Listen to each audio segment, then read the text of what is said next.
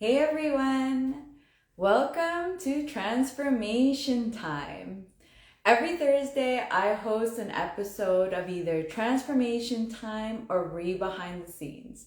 My name is Diana Lizarazo, and today's guest speaker is Peter Lount. On Transformation Time, our guest speakers are real estate investors here to help you by sharing their personal development journeys. On Transformation Time, we get to talk about the changes they've had to make to get to where they want to be, the fears they've had to conquer to achieve their goals. So this is going to be a lot of fun. I'm excited to have our guest speaker on. Let me just see if he's there. Not yet. So this is a great show where you get to learn about the shifts that people have to make with their mindsets and just seeing where they've gotten and understanding that we're all the same and that we can make the changes that we want and nobody's special. It's just us who has to be there to make the changes. Take those small baby steps. Let me just see. Okay, not yet. So I wanted to share while we wait for Peter to come on because he's not on yet. I just wanted to share some exciting news.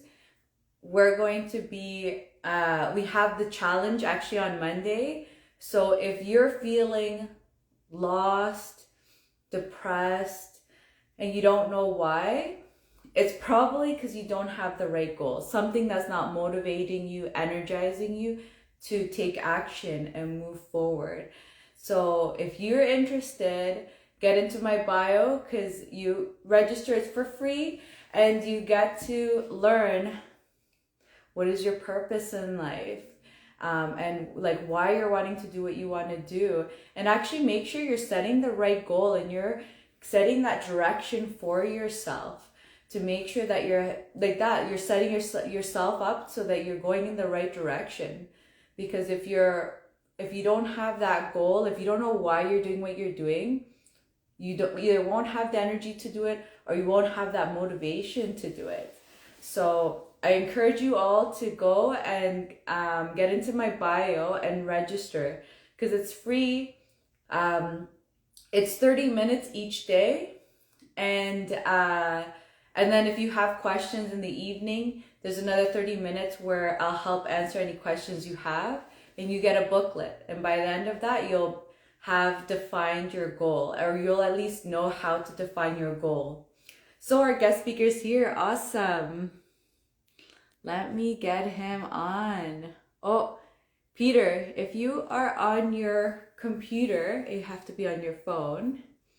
And if you are on your phone, then it might be that you have to update your Instagram.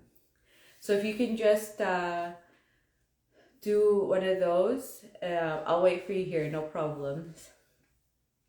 I'm excited to have Peter on.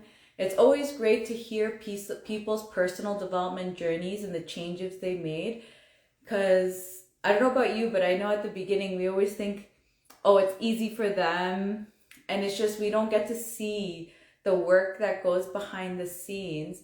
And it really is, yes, it's work, but if you find out what you love to do or why you're doing it, you realize that it becomes a lot easier to actually achieve what you want to achieve. Because really like that, usually it's the lack of direction that we have within ourselves that doesn't have that is really why we're all over the place and just not actually getting in the, because like that, like there's just it's two different things, right? It's either you're not motivated or you have, like, maybe you have the energy but it's just spread across everything. And so honing in on that and actually focusing your energy on one thing, that one big thing that you really want to get, and just always analyzing if your smaller goals are achieving that bigger 5-year, 10-year term goal that you really want, that really big thing that you want. will really help you to even identify those smaller goals, like those 1 year goals. Because now you'll be identifying, for example, oh, an opportunity comes. Does that opportunity help me work towards that specific bigger goal, that bigger thing that you really want to do, that thing that inspires you? Because once you have that, you'll start realizing that you're going to start pushing away all the goals that don't serve you and don't help you for your bigger one. And like that, you'll just be very honed in and very um like you'll be very strategic with the way you do things, and you'll even start bringing in the right types of things. Because when you define what you want and you're telling people this is exactly what I want, you're going to be attracting those things because people know and understand what you're looking for. And let me just check one more time if Peter's back. Oh, okay, now I can't. Okay, there we go. Hi. Hey, Peter, how Hello, are you? I'm good. How are you? Good, good. Were you just on your computer, or was Yeah, it an update? I couldn't get it going on my computer, so hopefully this is okay. I feel like I'm Yes, it's perfect. Awesome. Yeah, Instagram doesn't actually allow you to use your computer for some reason. I'm not sure Oh, why. okay. There you go. Yeah. First time. Yeah. Now I know. Yeah. That's why, from all the learning of other guests, I've learned that. That's why I'm always like, it's one of the two. So thanks so Nice. much for coming on. I'm so excited to hear about your story. And let's just get started with telling the viewers a little bit about yourself. What type of real estate investor are you? Like whatever you'd like to share about your story. Yeah, of course. So, yeah, for me, I guess my journey is more about where I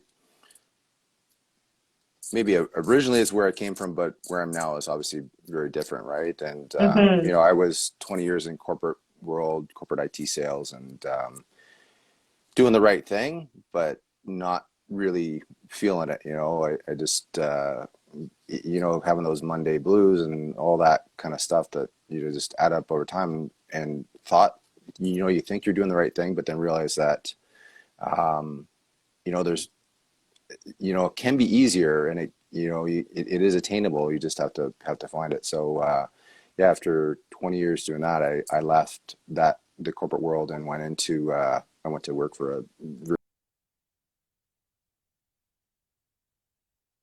Sorry, can you say that that was again? there. And It honestly, when went I went there, silent.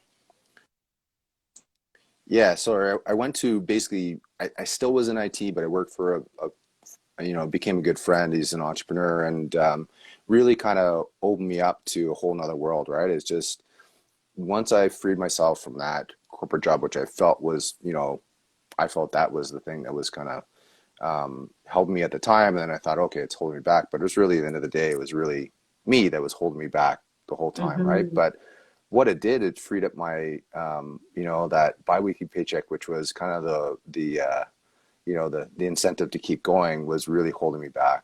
And in my mind, once I left, I kind of opened up my mind. I spent a lot of time studying. I had time to read. I was reading a book a week when I finished. Once I was done corporate world, I was reading a book a week easily. I was like, oh man, I felt like I had to catch up on whatever I'd missed out on. Right.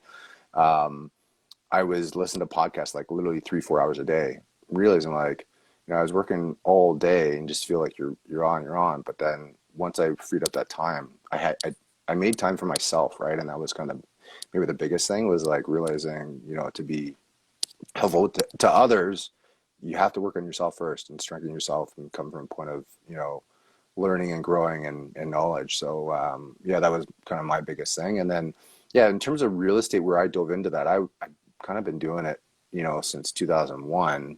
House hack. I bought a house, had some buddies live in it, rented out rooms to them, and then I went and bought a couple places out in Durham and was renting them out. And then I kind of wanted to get a little bit bigger. So about 2013, I think, was when I did my first initial large investment. And that's maybe one of my lessons, is like trying to do everything yourself. But then, when I went bigger, I actually realized I had to build around that. So I was lucky enough to, have a friend who's in the business, does property management. So we went into like, we did 3 or 4 buildings each year. One was a commercial complex. Next one was a multifamily.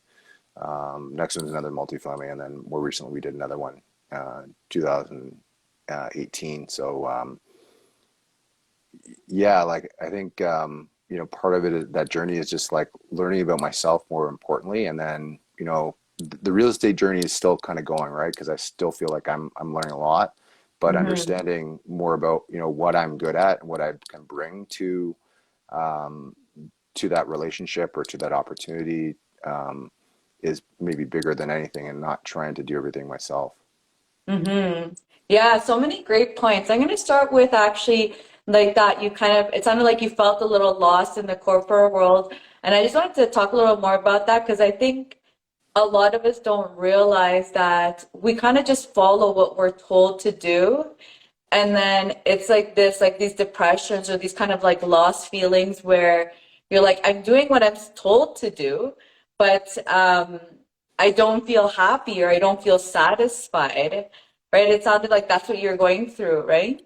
Yeah, you don't. It is like it's almost textbook, right? It's so easy, obviously, to connect the dots after. But yeah, I grew up in I grew up in Unionville, so it's just a little, it's a little town inside of Markham, and you know, I, I had I had so many friends that were their parents had retired with these defined benefit packages from IBM. I was like, that's great. I'm gonna go work there. So I went there, and it was like it was good. It was fun. I made tons of. I still have lifelong friends there for sure, right? But it got to a point where I just I was like, man, like, well, one of the big things financially, I would say, was probably 2008, right? You come to 2008, I'm like, okay, my defined contribution, not defined benefit plan, dropped like 30-40% just like that. I'm like, wow, like that means I got to work another how many years on top of this? It was just like kind Oh, of wow. mind blowing to me. And then I thought, okay, maybe it's just the job, it's the culture, whatever. So I went and I moved to another corporate job and another. So like 2000, but 2010 was when I left IBM. So I was there 14 years. I spent a year at another big corp, another 2 years, had a national job.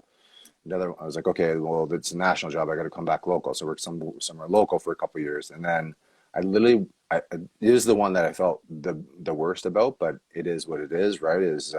I wouldn't have been a good fit. And the day I worked like literally 3 months at HP, and I said, Mhm. okay, this is, I found the right job, the right culture, right, all the stuff. But it was like, it's not for me, right? It just kind of, Mhm. it kind of hit me then. And yeah, at that point, I decided to just make that plunge. So I had a friend who owned his own shop, IT shop. And he said, listen, you can take on all my accounts and do whatever you want to do. And it was like 100% commission. I was like, it felt like bonkers crazy, but best thing I could have done. And so in those, because it sounds like that, like so you were changing jobs because very similar. Because I didn't change as many jobs, but I felt like it was like you're trying to find the right job because you knew something was missing. You just didn't know what it was. It sounds like, right? Totally, totally. Yeah, because I had the exact same feeling where I went from mine was one extreme to the other. I went to like high pressure consulting engineering job, like you get fired if you do any little mistake, Right. to like it was so much fun. It was super creative and I really enjoyed it and everything. I actually did enjoy it. But then I got to a point where it's like too much traveling, too much just like all over the place, like crazy hours because you're working hours in different like whatever the countries are and stuff to like when you have meetings and stuff. So then I was like, I'm ready to settle down. And then going the opposite. Then I went to like union job, but I had like all these crazy amazing benefits I was just kind of like, oh, this is how it is. It's like you kind of realize that um and I realized that I didn't have the control to what I wanted. Was that the feeling? Was it that you didn't have the control? Yeah, like I can give you two like two distinct, even from those two distinct arenas, right? From being in the corporate world, I was like, man, I was just seeking safety, seeking like, something comfortable, something that would give me that good work-life balance, to be able to spend time with family. But reality, I wasn't really present. The second part was, Yeah, I'd say that, you know, that that paycheck is that safety, but it's also like, you know, I look back now, it was like handcuffs. It's It is. crazy. Yeah, you don't realize. That's what I noticed actually in my other job. Like that's when you have like one with like all these amazing benefits, it made me ask questions, you know, it's like because everyone would always say like you're crazy to leave that, you're crazy to do this. And it's just like, yeah, I don't know, it has does. I've never heard of all the benefits that this company had. Like it was just insane everything that you get. And people were making me feel bad for wanting to leave and not be a part of it. Even same thing with my previous job. The benefits I had, I did have more benefits in the sense of being able, like I could leave for a month and travel as long as I scheduled between my projects and stuff. But I remember one person, same thing. They're like, why are you leaving that? You can just take vacations, like long vacations, and like that's amazing. And and I can say I brought that to my next job because I told them that was like a mandatory. I was like, mandatory, I leave once a month. Every year I leave for 1 month for a vacation. So I'm like, if you can't satisfy that, I'm like, I can't work for the company. So I can say I brought it over because apparently people tell me that's like a non-existent thing that happens. Like you can't do that.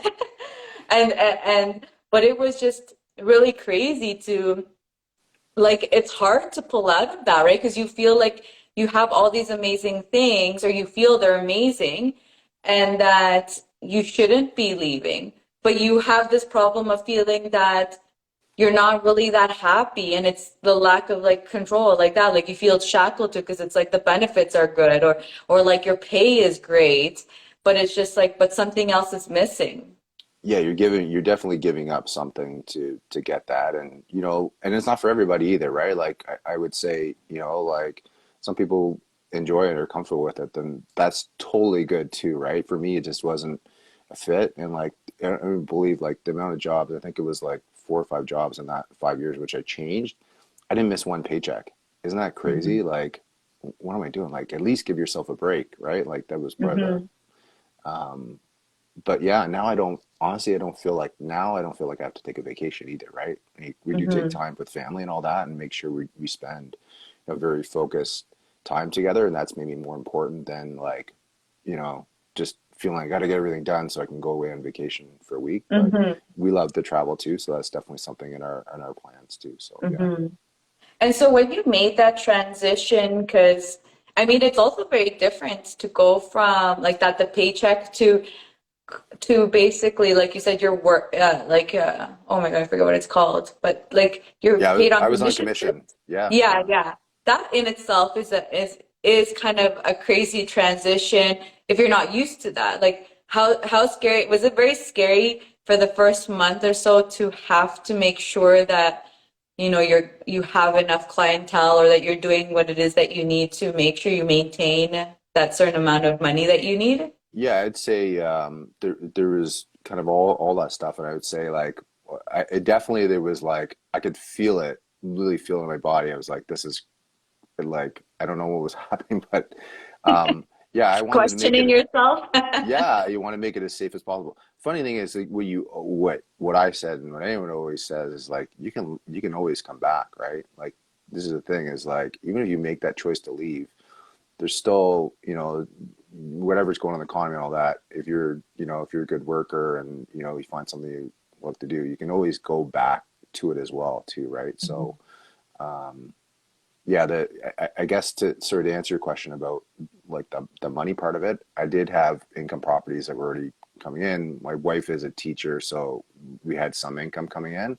You know, we had to obviously be, you know, kind of not overspend or anything like that, but we definitely were careful from that standpoint. But, you know, once I got my first, you know, commission check, I'm like, wow, I was, it was pretty hooked. Like I can get, even that too, though, I felt like when I was in that, there was a couple things, reasons why I left that as well too, right? Is like, had the owner's house accounts. He never held it against me at all, but I definitely felt accountable to it, right? It was like, oh, I need to service these accounts, as though they're his, right? There's someone else's. I'm taking care of someone else's baby kind of thing.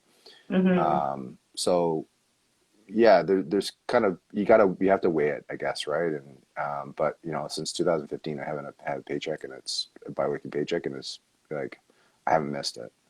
Mm-hmm. And so what transitioned you then from that job? By that time, did you go full into real estate or? Yeah, so no, I continue to do real estate. I'm not full time in it. I have investments. I have collaborators. I mastermind with people. So a couple of things that I do. One is, through my, remember I was telling you, I listen to all these hours and hours of podcasting. So I think it was like a podcast I heard in the US, and they were talking about this concept. I'm like, this is so crazy. Like I had to rewind it and play it again. And whatever. Anyways, ended up being something called infinite banking, which, especially since COVID, I think a lot of people have been, putting a lot of messaging out on it too. So I started that in 2017 as a client, and then I became a life license advisor in 2019. So I've been practicing that since then. And then the other piece that I started in 2019 was, I lived in a world of like like-minded people who came in from the corporate world and all that, and so I had really good connections there. But I was seeking, um, other people to connect with, other collaborators, people who were entrepreneurial, people who were like more full-time investors and all that. So I created a group called Cashflow Canucks, and that allows me to, I come on, I interview and learn from experts like yourself, right? I've had you on before, Diana, and just really understand, what I guess is my search for knowledge, but then also like if someone's doing something better, I can always, if I can do better with what I'm, make my life not just fulfilling, but like there's when you get into real estate, there's a million different ways you can invest. So if someone has a different way of doing it, then I'm always open to hearing about it. So Yeah, it's so much fun to connect with like that investors like yourself, because we all get to learn from each other. We all think so differently, and yeah, and then it's just like something that I do you've never done, and it just starts kind of puts it in your mind. Oh, maybe that does interest me, or maybe I can incorporate in already in the things that I do, and vice versa. We're always just yeah, I'm the same. I love the whole networking just because kind of just get to learn how they tick and see what kind of information you can learn from others and obviously also sharing your information because it's also nice even to share and then just see like what they say because sometimes they'll say things same thing they'll ask questions or say things that make me think and wonder, about whatever that question is, or even just it helps me have a better understanding of what it is that I do, even sometimes, because they'll sometimes ask something in a completely different perspective. That's something I never thought of because I maybe haven't experienced that or whatever.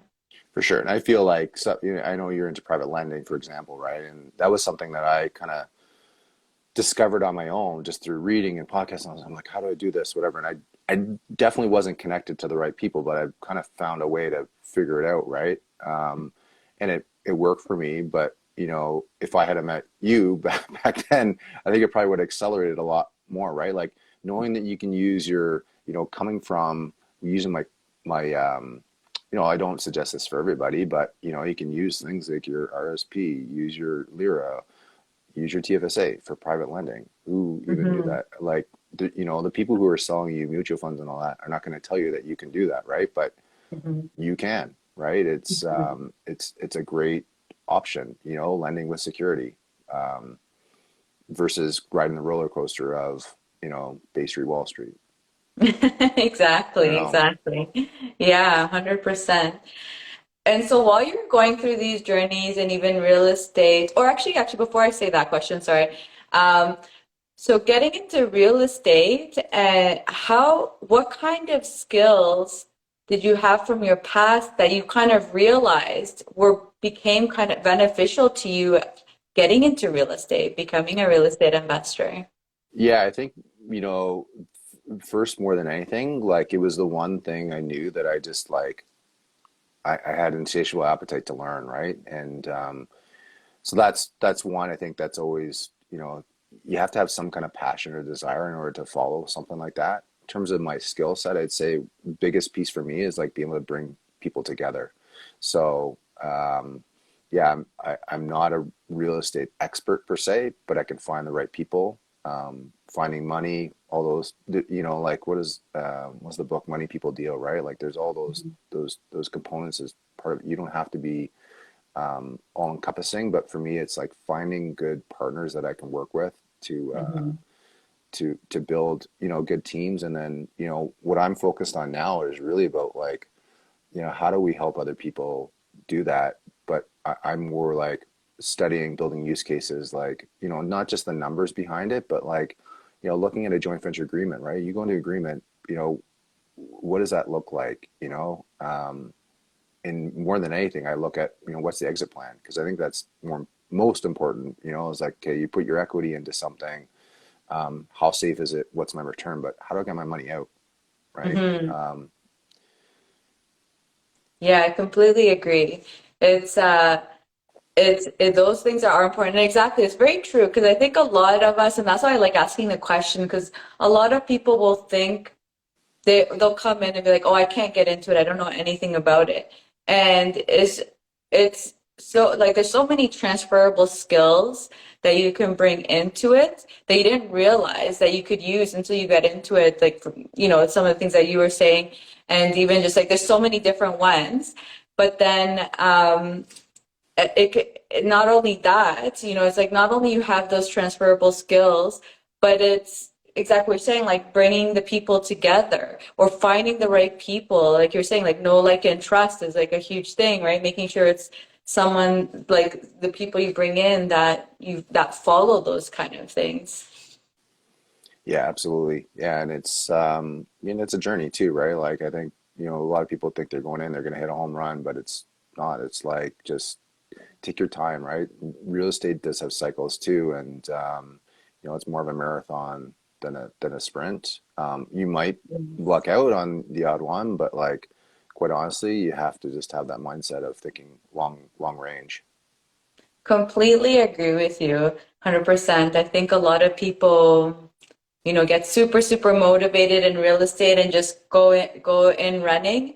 And especially like that, like I mean, if you're especially doing a business in real estate, you have a lot more drama that you go through because it's like you're doing, let's say, 3 to 10 deals in a year, whereas the regular person is doing like one deal in 5 years or something. You know, people don't think to go so quickly, so you hit a lot of drama, and it's quite taxing on your body if you're going like at 100 miles an hour, and maybe it stops you, right? Like it's just like it becomes so much that you put yourself in a situation where you can't actually excel to the best because you overdid it and couldn't actually you know, take the time to make sure that you have that foundation there.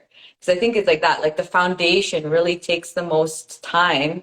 But once you have that great foundation, I feel like then things really start ramping up. What do you think? Yeah, you know, I think too, like to talk back to that is, yeah, there's always like a when you're starting any kind of business, you always have to capitalize it, you know, with whatever it is, whether it's like money capital or intellectual capital, right? There's time spent into that, building relationships, all that, and so it's so important to have, I mean, a good foundation, right? If you don't have a good foundation, what are you going to end up with? Hmm. So I think that's definitely key to building any kind of business. Yeah, 100%. So what about fears? What Mm. kind of fears did you encounter along the way that made you make whatever changes you had to go through? Yeah, I would say, yeah, probably, you know, I don't know, maybe money is the biggest fear of what it was. Like, you know, could you, and then like not coming out of something you're not an expert at, like realizing that, you know, especially in real estate, you don't need a degree to be a specialist in real estate, right? Like there's like, um, even in the last number of years, the information's just exploded too, right? So, you know, it's not just about reading books or listening to podcasts, but it's like networking and all those pieces fill a lot of those gaps that for me were definitely things I, you know, like a lot of, I guess the fear is probably end of the day, it comes from within too, right? And I think that you surround yourself with lots of successful people they'll help you connect those dots and make it easier for sure. And I Mhm. think the old saying. Oops, sorry, I went silent again. Oh, there you go, it's Sorry, back. it cut out there. But yeah, sorry, I lost my train of thought there. If you want to dive back in, So we're just talking about the fears yeah, that that you've gone through. yeah. And I think too is like this is part of me. I've done a lot of work with like just listening to like I know before I had left corporate, I would say like, oh, this is like crazy. Listen to like a lot of these motivational speakers and personal development, all that stuff. But like, it's real, right? When you start working on yourself, how much you can kind of unwind a lot of those things. Like you think our mind will cycle through thoughts like over and over and over and over again, right? And you're creating your own fear. So to me, mhm, if you really put yourself to one of the guys I just listened to, he passed last year, was Bob Proctor, and he'd say like, like if you go and make this move, do you think you're gonna end up on the street? Do you think your family's gonna end up on the street? Like, it's not gonna, you won't let it get to that point, like, mhm. so as I said, It like, there's becomes like always, a non-negotiable, right? Like you feel like the decisions that you make, the ones that you really know they're gonna happen, and they're basically like non-negotiables, those ones never go bad because you just know so much like within yourself that it has to work. And those are, I think, the best ones that actually really go for the like those things actually do get accomplished, and usually quite quickly because it's like that. It becomes a non-negotiable. Like you don't accept it, right? yeah, yeah, and that's the key, I think, is like, yeah, I think, you know, and it's natural to have fear too, right? That's the thing. It's like, oh no, it's got to be, no, it's like as comfortable as you can try to make your life, something's always going to come down the Mm-hmm. road, right? But it's Yeah, like those are challenges that you have to address, and they come at those times, and you deal with it, and they're lessons, right? That come. exactly, exactly. Yeah. It's like just learning how to deal with the fear because fear is just a mechanism for our body to just like let you know, be careful, something's happening. Don't, and then it's you going through your checklist. Am I being careful? Like, what do I need to look into this? Or is it I'm just being unrealistic and the fear is just a little more than what it is, but I've done what I need to do. I think especially with experience, I feel like within time, you learn to kind of reduce it. I don't think like that. I don't think it'll ever go away because that's just innate in us, right? But at least we learn how to harness it and use it to the best that we can to make sure we're making those right decisions. What do you think? Yeah, I use that example. I coach my kids in hockey, and that comes up quite often where they're nervous, something, before that game. Like, yeah, you listen, you watch like the greatest hockey players in the world. I guarantee you, they're nervous before those games, right? But it's how do they Hmm. use that energy to their benefit, right? When everyone else just thinks it's kind of bringing them down, it's actually something that can help maybe elevate whatever you're doing. Yeah, completely agree. Any other fears that you felt through, or actually if you wanted to expand more on the money one, because you spoke about money, was there something or influences in the past or where you're younger that scared you about money, or thoughts that you had and that's what made you have those fears about Oh yeah, money? oh yeah. I think some of those things do come up from like you have to deal with. It could be just one time, and it just you think it impacts the rest of your life, but realizing that it's not right. Hmm. Yeah, like I think the fear of money was like, okay, like if I don't do this, am I gonna let my family down? Are we gonna lose a house? All those kind of things, right? And Hmm. yeah, when I grew up, my dad had lost his job when I was in high school, I think, and Hmm. like I was like, oh man, like. Um, are we going to be, am I back at this stage again? Am I going to have to live this? But, like, um, So it was very for impactful you at that time. It was so impactful that you wanted to make sure now that that never happens to you. I yeah, guess I it think sounds like, right? It was that impactful for you that like that is probably a non-negotiable. I cannot live that experience again, it sounds like. yeah. And it's like, yeah, as much as it like maybe, the back of my mind, it's like, again, looking back now, I'm like, I'm not going to let that happen. It won't, right? And you know, there may be things that will come up, but we'll figure it out. You know, everything Mhm. you can you can figure out, and Completely. maybe you don't figure it out yourself, but you can. There's so many people that you can rely on. You know, that's kind of why I network too, right? Is to get to know people, understand, and you know, Talk I've about the had problems you encounter because it's true. Like sometimes I feel like, especially when we're kind of stuck in that problem, you can't see anything else. I feel like you're in a fog when you're the one who's having the problem, where you like that you go to your community and you talk to them and you say like, "Oh my God, I'm having this problem," and usually they can help you. They're usually helping you, pulling you out because they can give such great, amazing advice or direct you on person that's done that before. And in general, I think it's always those kind of things are so important to have that community around you because we can't always be solving our own problems like that. I think when you're in it, especially depends on how deep you're in it, you just can't really see what is around you because you're just stressing about it or so focused on it that it's like you need that outside perspective to pull you out of the hole to say. yeah, and if you have it within you to like maybe put yourself and your mind on the other side of the table, and you know how would so and so deal with it, that would be good. But you know, I had an example of a property. I was doing a flip um, earlier this year, I guess, and we were really kind of stuck in it, and we ended up actually getting out of the deal because it just wasn't working. But I called a buddy who's a real estate investor, and he just you know sometimes you do have to pay for it, and you have to understand that that may come as part of it. He was able to you know he's a friend, so he just walked me through the options and talked me through it, and he actually tried to see if he could take down the deal himself as well. And but it's so important to you know, just understand you're not on your own, right? Like whatever that fear is, whatever deal you're working on, all that, like don't be afraid to collaborate with others, because I think that Mhm. there's power in that. I think you can accomplish a whole lot more together than doing something by yourself. I'd rather have a smaller piece of a bigger pie than, you 100%. know, 100% of 100% of nothing, right? So Exactly. Or even worse, a worse situation happened and it's like you're right, just dealing with it all on your own because you didn't think to work together with the team. for sure, for sure. Yeah. Yeah, there's so many things. That's it. That's a very great example because, like that, you were in it and communicating helped find a solution for it. And in that case, it was either them buying it or just giving you some solution to get out of it. That's amazing.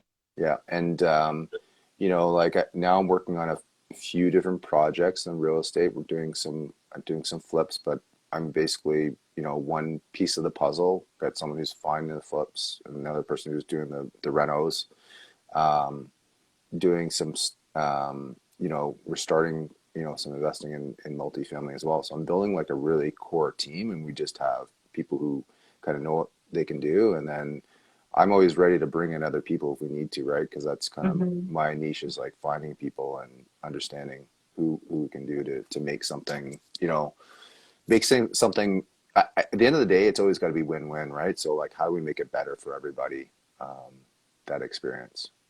100%. And there's just so much value in that, in like that having that ability that to be able to bring in the right people and put that team together. Yeah, So that's a absolutely. great thing to have.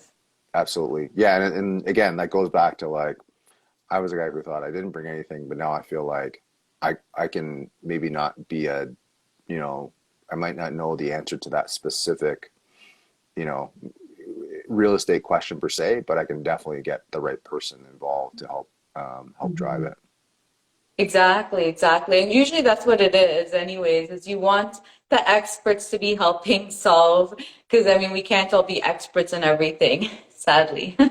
Right. That's amazing. And so now where you are right now, Mhm. what kind of changes are you having to make with yourself to get to that next, whatever your bigger goal is? And if you feel like sharing, I would love to hear what your next big goal is and what kind of transformations you have to make to achieve it. Yeah, so my biggest thing that I've been doing this year, honestly, is freeing up time. And then I realized that I've made up a lot of time. I've got almost too much free time, but it's now like, how do I make it and focus on what I'm trying to accomplish? So in 2023, we're just had some really good discussions this past week, and continuing discussions I have with some of my partners about building out a multifamily portfolio. The flips I talked about too, but it's also building it into really I call it a passive income system, but because it's like, I guess when you look at the bigger thing, it's not just about passive income. It's like, how do you, not just build cash flow, but how do you at the same time cycle that money through, build wealth, but then also have the balance of like family, wealth building, legacy, health, all those things got to be encompassing as part of it. So I feel comfortable. I've got a good team, which we can kind of build upon the same principles. And, I don't want to be working 70 hours a week, right? Mm-hmm. I understand like the point of like something like a side hustle or whatever, but I don't want it to come at the expense of, quality time with family and friends too, right? So, 100%. Finding that balance that works for you. absolutely. Yeah. And then I've got another business partner who we're looking at kind of building businesses within real estate. So that's kind of in the discussion stages, but he's owned businesses before. So leveraging him and bringing him into these discussions. And yeah, it's cool. The best part about it is like I'm learning so much too, right? That's Like awesome. let's look at deals. Like, I mean, you're in real estate, you don't take down every single deal that comes by your desk, right? But you Hmm. got to spend time to analyze that. So I love learning it, but I think the next piece for me is take all those real estate ideas I have and projects we're working on, but then put it into education too, right? Is building that, like, what's the ideal passive income, um, you know, portfolio, or what's the best system to build out.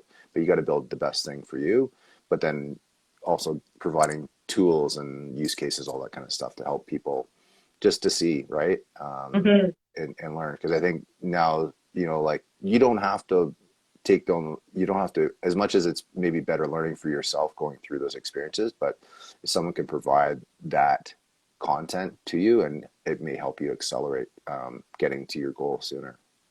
100%. And so it sounds like most of your changes are related to just like increasing your learning. Anything else besides increasing the amount of knowledge that you have? Yeah, that input's going to be output, right? So that's for me building platform to be able to teach people how to do that. And so collaborating with others with their, not just my content, but others to build upon that. So within Cash for Canucks, looking to add in, I've got, friends that have just friends who have met through networking, right? It's just like, we have courses on land development, have it on private lending, have it on different ways, and just be able to be kind of a provide a platform which people can come in search of a topic, and you'll get that, and then from that will also be obviously connections that you can build from there. Awesome, awesome. Sounds so exciting. It's so much fun to start, expanding and growing in different ways, whatever that means to you. Yeah, I think always, like, to me, like, I when I was in corporate world, I was thinking how soon to retire, but like, I don't expect to be I expect to be making more when I retire than than now, right? Like, and I don't know, I even think like retirement is almost like a bad word in a way, right? Like, it's I think it's meant to put someone out of service, right? So I'm always going to be collaborating, growing. It just may not look exactly how I'm doing now, but yeah, I want the future to be bigger than the past, that's for sure. Yeah, I completely agree with you. I feel like a lot of people think that retirement is such a bad word because you think that it's like you stop doing everything or something. And and it's just thinking of it in the way of you're getting the opportunity or like that. So I feel like you're saying, like that word kind of just becomes non-existent because it's just like if you're happy with what you do and you're expanding and growing yourself, that is what matters. And usually it's like you think of retiring like that. It's just like from the corporate world. It's like you're retiring from that, but wanting to do the things that you want to do. Yeah, absolutely, absolutely. Awesome. Is there any final words that you'd like to share with the community? Anything you'd like to say? Any tips, whatever? Yeah, no, I would say like I appreciate you, Diana, for having me on today, and being able to share my journey. I'm happy to connect with anybody who wants to connect. I'm not on Instagram a lot, but maybe I should I should be more. If anything comes up, then yeah, like I'm happy to. For me, I'm always just happy to have a discussion, see where people are at, and help them along their journeys. And for me, it's like if I can make a connection, then I've helped out, or if I've Mhm. had some advice, then that's great. But yeah, I would say continue to, for my only advice to people is just continue to learn, right? Like just because you have a degree or whatever, you're not done, right? There's so much more that you can build and grow, and just continue learning. Awesome, awesome. Yeah, thank you for coming on. Love the last few words of wisdom and tips. And if you guys like what you hear from Peter, feel free to follow him where? Because yeah, maybe not Instagram, but probably I know LinkedIn because that's how we've Yeah, connected. yeah. Do you do Facebook too, or you're mainly just LinkedIn? I have a Facebook group, yeah, for Cashflow Canucks. So yeah, reach out and we'll figure it out.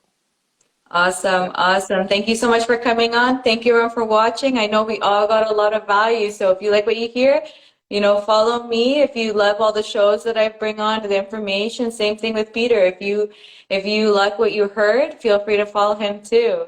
Thank you, Peter. Thank you, Thank you. everyone. Bye. And then I always have 20 years trying to log out. Come on, you can do it. Should probably do like bloopers of me just trying to never be able to log out of here. I don't know why this is such a mission and a half. Well, hopefully you guys liked it. I'm apparently staying on forever now. There we go.